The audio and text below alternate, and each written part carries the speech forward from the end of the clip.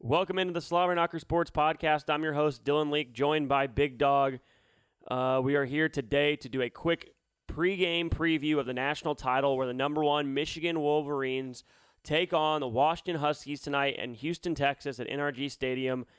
Not sure there's really going to be a crowd advantage for either team here. Both teams travel extremely well. Probably going to be an even split between the crowd. Michigan comes in looking for their first national title since 1997, while Washington's last title came in 1991. Michigan comes in a 4.5-point favorite after an epic Rose Bowl win over the Crimson Tide in overtime, while Washington barely scraped by Texas in the last few seconds to win the Sugar Bowl. We have two teams coming in tonight. Yeah, I know. Where we have Michigan. It's strength on strength. Okay, Michigan has the best defense in the country. That's pretty apparent. We saw that last week on display. Washington clearly has the best offense in the country. They lit up Texas last week in the Sugar Bowl. Michael Penix threw for 430 yards and 2 touchdowns. Texas could not stop the trio of receivers in Oduzne, Polk, and McMillan. Who has the edge? Is Washington's offense going to be too much for Michigan, or is Michigan's defense going to do more what they did to Alabama to Michael Penix Jr.? I don't think they really did much to Alabama. Basically, it's the last series. Their quarterback was horrible. I don't like Michigan's quarterback whatsoever. If he goes pro, he's going to go third round or just undrafted. The Washington quarterback has moved up. I picked him 7 months ago, said he was really good. I don't like lefties. I can't stand lefties, but I'm going with Washington all the way against everybody else out there. Everybody's picking Michigan. Actually, they actually went on, and I read an ESPN article today, and they pulled everybody at ESPN, and there was a 2-1 advantage. 34 of the 50 people picked Washington to win. Well, only 16 picked Michigan. That wasn't 2 weeks ago. I'm just saying. I think everybody's a prisoner of the moment. Here's a key thing that I think could play a factor. Dylan Johnson, the running back for Washington, went out. No, he's actually going to play. Oh, he's not going to play well. Right. So here's what they're saying. Kalen Deboer claims that he practiced 100% of reps yesterday and that he's going to be about 90% healthy. He was carted off the field the last play of the game for Washington offensively in the Sugar Bowl. I don't know how he's even close to 70%. He's clearly going to need an injection to play in this one. I don't think he's going to be a big factor. I also don't think you're going to run much on Michigan in this spot. They're going to have to throw the ball. Here's one thing, and you tell me if you agree. Everybody's going to talk about how Washington, and they've been talking about it all week, how Washington essentially threw all over Texas and did whatever they want. They ripped Texas secondary apart. The problem is if you watch that game, none of those receivers were really running wide open throughout that game. It's not like Washington schemed some incredible thing and they were just, out game planning Texas offensively. What happened was Penix threw the ball up and he made some great throws, credit to him, but he threw up to 3 NFL receivers who just made catches. But Texas's cornerbacks were running with them foot for foot, step for step. They just wouldn't turn their head around and knock the ball down. Michigan's corners are much more physical. They knocked the ball down. If you watch the Alabama game, every deep ball Milroe threw, the cornerbacks knocked the ball down. They made a play on the ball. I don't think they're going to be able to just chunk the ball up to those receivers tonight and throw for 400 yards against Michigan. They will chunk up the ball. He will throw pretty well. I think they'll have some running game. I'm torn between this because I actually want Harbaugh to win. I want Michigan to win. I want the team to win. A couple of those guys came back to play this year. However, and I'm glad they came back to try to win the championship instead of go to the pros. That takes a lot of – and then they play their asses off. So I'm for Michigan and I'm for Jim. But so you know what? I'm going to change my mind right now. I was going to pick Washington, and I think Washington's offense is going to outscore them. The running back changes my mind. I think he's too injured to come out there and kick butt. So I'm going to go with Michigan in the game by 3 points. I'm actually going to pick Michigan to win by 14. I think they're going to be up 27-20. No way. And I'm picking them to win 34-20. No. Here's what I think is going to happen. I think they're going to be up the whole game. They're going to be trying to run the clock out. Michigan's not going to be up the whole game. I think they're going to try and run the clock out late, and Corum will bust a run to make the score look worse than it was. I don't think Michigan will run away with it early. I think it'll be tight the whole game. But the physicality of Michigan is going to wear Washington's defense down. Here's my last point. I don't think so. Here's my last point. Listen, Texas, when you factor out, and you agree with this, when you factor out the touchdown runs from inside the 5 and the sacks Quinn Ewers took, Texas ran the ball 7.5 yards per carry. The problem is Texas has a pass-happy head coach who has The no worst. ability to evaluate what's The happening on worst. the field. He's the worst. So the difference is when Michigan watches the tape of Washington and when they watch the tape of the Sugar Bowl, they're going to say, we can run all over these guys. And they can. The difference between Michigan and Texas is Michigan's entire identity is running the football up the middle, running the ball and pounding it right into the defense's chest, keeping their offense on the field, playing time of possession. Washington controlled the time of possession against Texas the entirety of the game. They literally held the ball the entire third quarter, and still with all of that, and I understand Washington outplayed Texas. I'm not saying that Washington didn't deserve to win. They did. They were the better team. But once Texas got down to the 10-yard line, I don't think there was a soul, including Washington fans, who thought they were going to get a stop there. Everybody thought Texas was going to score. They should have won the game. Texas should have won the game when you got down to that final drive. So as good as Washington played, as poorly as Texas played, as poorly as Steve Sarkisian coached, still, Texas should have won the game in the final few seconds of the game. They're lucky to be down there. If that player doesn't get injured, they're not going down. It's over. Number one. Number two, that quarterback was horrible. He was nervous the whole game. Steve, as a game plan, by throwing the ball in the beginning, Washington quarterback's not going to be nervous. He doesn't care. They're going to play But loose. he's going to get pressure. The defensive coordinator refused to blitz. That's Michigan fine. blitzed Milroe early all game Yeah. and sacked him 5 times in the I first think half. they'll be ready for that. They may not be able to run on Michigan, but they're going to be ready for the blitz. That Washington coach is just as good as Harbaugh.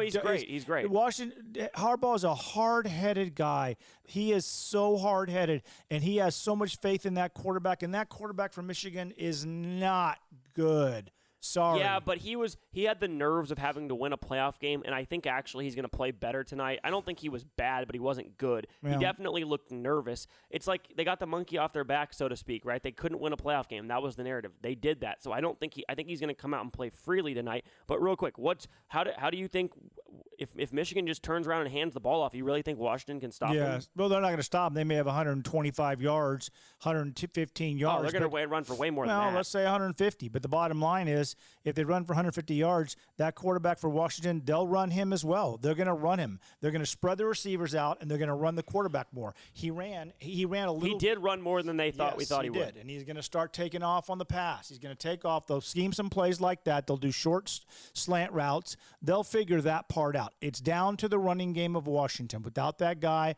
And I'm sure the backup isn't crappy.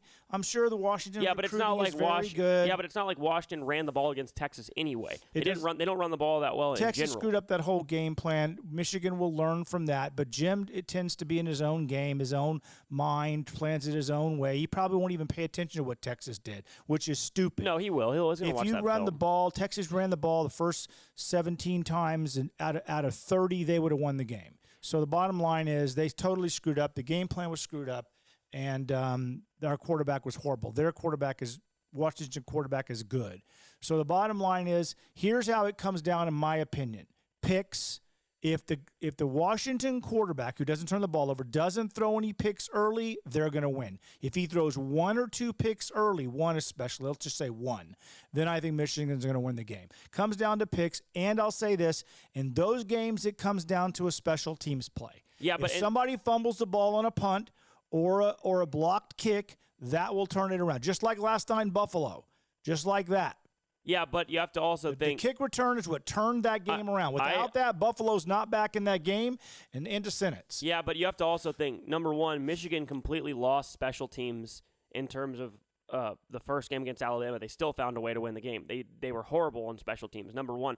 Number two, I do think it plays a role because Michigan's I don't punter, like Michigan's offensive coordinator. Is that dude? Yeah, so hold on. I'm going to get to him. that. I'm going to get to that in a second. Hold on. Let's go. Real quick. Let's go. Let's real wrap quick. it up. I do think special teams could play a role, but Michigan's special teams have been pretty good all year, and then all of a sudden they just kind of shit the bed in the Rose Bowl. So I don't think Michigan's going to make mistakes. I think they were nervous. I think they felt the weight of like not ever having won a playoff game. No, it's more all the nerving talk. tonight. No, I don't think it is. I think actually they feel more relaxed tonight. I don't necessarily know that that's a good thing, but I do think they're going to be more relaxed. Here's the Hold thing. on. Okay. Go ahead. No, Washington goes up, Michigan's in trouble. Because Washington goes up early, that quarterback can't come back. He can't run the ball down their throat. End of sentence. So if Washington's scheme is we're going to get out of the chute early, we're going to go we're going to go down the field, we're going to chunk the ball up, and they get a couple of those plays, Michigan is in trouble. Here's the other thing. I think I do agree with you. Kalen Deboer is a very, very good coach, even though you disagree with me. I know, but he's better. I've been saying this for 2 years. I think he's one of the best coaches in college football. However, important factor, quick turnaround. It's not like last time against Texas. They didn't have 30 days to prepare this time. They have 6 days in between the two games. Yeah, they already did their mathematics of both teams before. Yeah, but it's different. It's not the same. You're not going to have a specific game plan. You're focused on winning the first game. You're not going to have – you're going to have a what-if scenario with game plan and all of that, but you don't have 30 days to implement it. Quick question before we wrap it up. Is this Harbaugh's last game at Michigan? Yeah, I said that all year long on the podcast. Yes, it's his last game. It was his Even last if game. they lose. Even when the controversy started, when he was out 3 games, I said it. He's out. He's done with that situation. He's done with the whole crap of that. Yeah, his wife and him probably want to get out of that place anyway. It's done. If he loses, he's in trouble. And if he wins, he can't do any better. It's a lose-lose to stay. Okay, question number 2. If Harbaugh leaves, it's a well-known thing that Kalen Deboer's dream job is Michigan. So if Michigan let's say Michigan wins the national title and Harbaugh leaves to go to wherever, the Chargers, the Bears, wherever, if that happens, if Michigan offered Kalen Deboer the job, do you think he would take it? No. You think he would stay at Washington? Yeah. I don't think so. I don't think he has any allegiance to Washington. No, He's only been there a couple years. No, I think he'd stay there. Okay, well, let's say number 2. Let's say Kalen Deboer would be willing to go. Would Michigan do the right thing for their program and hire Deboer, or would they go to Sherrone Moore, who everybody thinks would take over? No, they'd hire Deboer if he came You think that they would go with him over? Yes. I don't think so. I think you're wrong. I actually think Deboer would leave, and I think that Michigan is too stubborn, and I think they think, oh, Sherrone Moore did a great job when Harbaugh was out. We're going to hire the internal guy. It's a politically correct hire. I don't think they're going to. I think Sherrone Moore did a horrible job. He's horrible. He's not a good coordinator. Horrible coach. He wasn't good as a head coach. He almost cost him multiple games when Harbaugh was out. To me, I think if you have any semblance of a brain, and Kalen Deboer is willing to come there, and Harbaugh leaves, I'm paying him $10 million a year to go there. I mean, what he did with Washington, who was irrelevant for years. I think it's weird at the end of a game they're not going to get the opposing coach. I don't think they're going to do that. I don't think he's going to go. It's going to look really bad. It's his dream job. Michigan? Yes. How do you know Michigan's his dream job? That's like a well-known thing. He would love to go back to Michigan. Well, then I don't know. That's a possibility. I didn't know that. My element is my gut says he'd stay, but then again, but his allegiance is pretty much to Michael Penix. Why would you want to go back to Michigan? Is he from Michigan?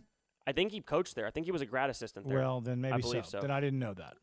But that's a factor. Okay, last thing. Go ahead. What's your score? Give an actual score to the game. I don't think Michigan's going to score many points. I think they're going to do 21 to 24 points at the max. I'll go 24. I'll go 27-21. 27-21 Michigan? Yeah. You sure you want to keep Michigan as your pick?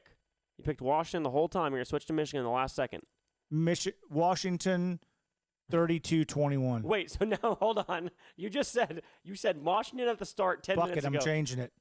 Washington's going to win the game. So hold on. So you just said Michigan would win by 6. Now you're saying Washington's going to win by 11? Washington's going to win by 10. My bad. What's the score? 3 touchdowns. They're going to have 4 touchdowns, 28 a field goal. I don't think they're going to take any field goals. So 28-21. Boom. 28-21. So we went from a Michigan. Washington wins easily. Michigan wins by 6. Now Washington wins by 11, and now back to Washington by 6. I'll go with what I said originally. Okay, Washington's a better team. I'm taking Michigan 30. I picked Washington over Texas. I knew they'd beat us, so even though I picked Texas because I wanted Texas to win, but like I told you, Washington was going to win the game. I'm picking Michigan to win it 34-20. Corum will break a late touchdown to finish off the game. Fun fact, as we close this out, estimated that this game will generate over $200 million for Houston businesses. And I think if San Antonio was smart, they already are a great host city for the Final Four. They would tear down the Alamodome, build a new stadium, and they could literally host national championships in football here and generate a lot of money for the city, but they'll never do it because they're not tearing down the Alamodome. They should build a brand new stadium. The city should do that. They're dumb for not doing it. The Alamodome is on Alamo Ironworks, which is my guitar player's business that he sold to them. That was the old Ironworks from my guitar player's family. Anyway, so it's built on a lot of toxic crap there. But I was going to say one thing. Harbaugh will leave, and number 2, Michigan, their quarterback, he will definitely throw a pick today. If not 2. McCarthy? Yeah, he will throw a pick. I think Penix is going to throw a pick because I think Michigan's going to send blitzes and he doesn't do good under pressure. He's significantly worse under pressure. He's not a guy who likes anything in his face. You hit him a couple times early, it's going to change the whole dynamic of how he throws. Texas did not touch him all game long, and I don't think McCarthy throws a pick. I think McCarthy actually has his best game of his career tonight. No, he doesn't. The guy's nervous. He's twitchy. He's not going to have the best game of his life tonight. All right, that wraps it up. Kickoff set for a couple hours from now. We'll see how it plays out in the national title, and hope you guys enjoy the game. That's all we got.